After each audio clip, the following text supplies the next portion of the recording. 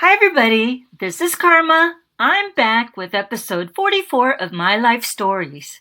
If you're new to this channel, welcome. Before we get started, hit that like button before you forget, and subscribe and hit the bell icon to not miss any new episodes.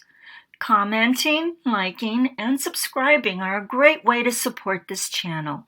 And as a subscriber, this makes it easy for you to get any new content from me without having to go looking for it. If you have any free time, listen to my playlist. So get yourself a drink, sit back, put your feet up, and let's get started. Today's story is called An Ugly Wool Skirt. Hey Karma, I was speaking to a friend of mine about when the dog park would be opened again, and was reminded about this story when we started to talk about our childhood days. It involves both of my parents, who are gone now. Miss you so much, Mom and Dad. The cast to this story includes Amma, who's the grandmother, M for Mom, D for Dad, and K, who's the smarty pants of this story. I really loved my maternal grandmother. I found her to be fascinating. She always told us stories about the old days in her childhood. My favorite one was about her mother, my great-grandmother, and how she grew up. Great-grandmother was a gypsy. She grew up in a gypsy caravan. She married and was widowed 7 times. Our family tree is both extensive and crazy because of this, but that is a story for another time. As much as I loved my Amma, she had a knack for giving out distinct gifts. Think bunny suit from the Christmas Story. One Christmas, I was the glorious benefactor of 2 of the ugliest, itchiest, thickest wool skirts I had ever seen in my life. My mother had to literally force me to wear them, especially when we went to go and visit my Amma. It's not apparent now that I'm an adult, but as a kid, I was a terror. My favorite word was why, and I asked about everything and anything I did not feel I understood. I constantly got into trouble because when we all went to my Amma's farm for a visit, invariably I'd also get to see some of my many cousins.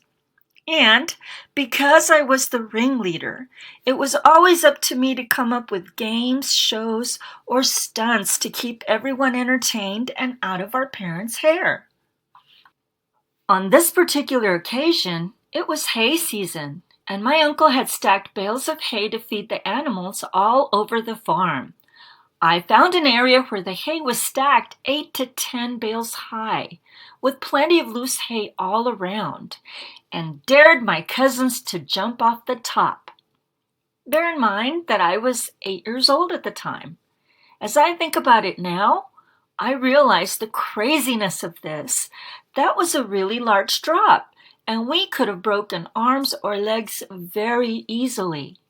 As it was, my boy cousins decided to save face and declared that they would all make the jump as long as I went first. I climbed up the bales of hay leading to the top with the utmost thought of pride goeth before a fall rolling through my head, which I interpreted to mean when your pride goes, you fall. I reached the top and launched myself off before I could even stop myself, screaming to the wind, "Geronimo!" I landed in the loose hay at the bottom and completely knocked all the air out of myself.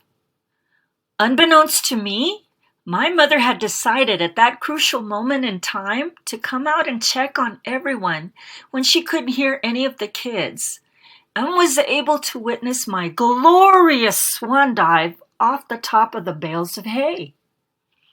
She reached me, knowing full well I had probably killed myself, and was relieved to see me get up shakily with a ta-da to everyone.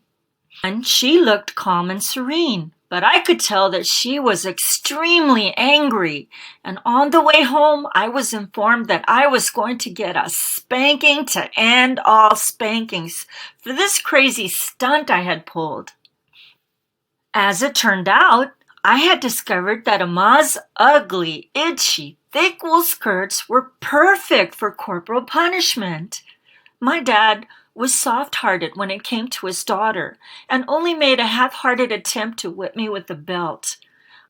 I had discovered that if I wore one of those thick, itchy wool skirts and bent just so, I never even felt the belt. I would in turn give an Academy Award performance, crying, begging, and hopping all over the place. At the end, I would promptly go to my room where I would bury my face in my pillows and laugh until I was breathless. This girl. Unfortunately for me, my mother was smarter and harder than my dad. I don't know how, since I was so careful, but she figured out what I was doing. We got home, and my mother informed me that my punishment would be doled out with a belt. In my mad panic, I ran to my room and changed into one of my beloved wool skirts. As I was coming out of my room, I saw my mother was blocking the door. I could swear she looked like the devil incarnate, red hair aflame. "Where do you think you're going?" she asked me. I thought I need to, Is Dad gonna spank me?" I blurted out hopefully. "No," she said. "Go back in your room and change back to your other clothes and meet me in the living room." There was no arguing with her when she was unreasonable like this, and I couldn't sit down for a week after that. This was such a tragedy at the time, but as I think of it now, I just laugh. I totally deserved it. Thank God for my mom. Without her guidance, I don't know where I would be now, what shape I'd be in, or even if I would be alive. I think about my Ama, my mom, and my dad every single day. I really miss them so much. I love this story because it really took me back to my own childhood. It just seems that the world has been changing so much lately, and things are just so different now. How many of us remember summers and vacations with our families, running barefoot outside with our cousins, wonderful family meals, and most of all, family members who took the time to teach us things? I have an aunt who is a phenomenal cook. She has taken so much time over the years to teach me all the family recipes before they get lost. Her husband, my maternal uncle, was a prolific storyteller. He kept us all entertained for hours, so I guess that's the side of the family I got these genes from. Thank you to the author of this story for walking us through memory lane and giving us a small glimpse into her childhood. What's your favorite childhood memory? Let me know in the comments section and give the author 3 heart emojis to show her your appreciation for this story. If you would like your story read on my channel, please submit your story to karma@karmagetin.com or post to u/Karmagetin on Reddit. All stories will be read anonymously with either initials, descriptions, or pseudonyms only. If you like this video, hit that like button. Feel free to share with family and friends, and subscribe and hit the bell icon for any new stories to be delivered to you. Also, check out my playlist whenever you have some free time. You can also find me on Facebook, Instagram, and Twitter. And that's my video for today. Remember, do something nice today. Help me change the world. It's not their turn, it's my turn to shine.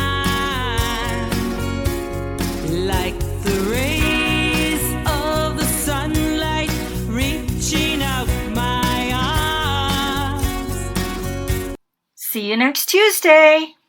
I hope things are going well for you and that you have all the support that you need. So many people are struggling right now, so let's be thankful for all the good things. Keep up those small gestures of kindness, as this world really needs them right now. Like, for example, add a penny to the take a penny, leave a penny bowl if you have an extra. Banks are limiting coins to lots of businesses right now. Open the door for someone else. Remember to say please and thank you. These words are so meaningful to others. And most of all, take the time to tell your significant other that you love and appreciate them.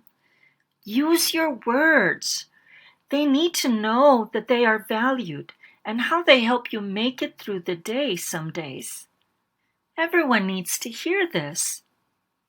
Have a blessed day and a quiet night, and I will see you later.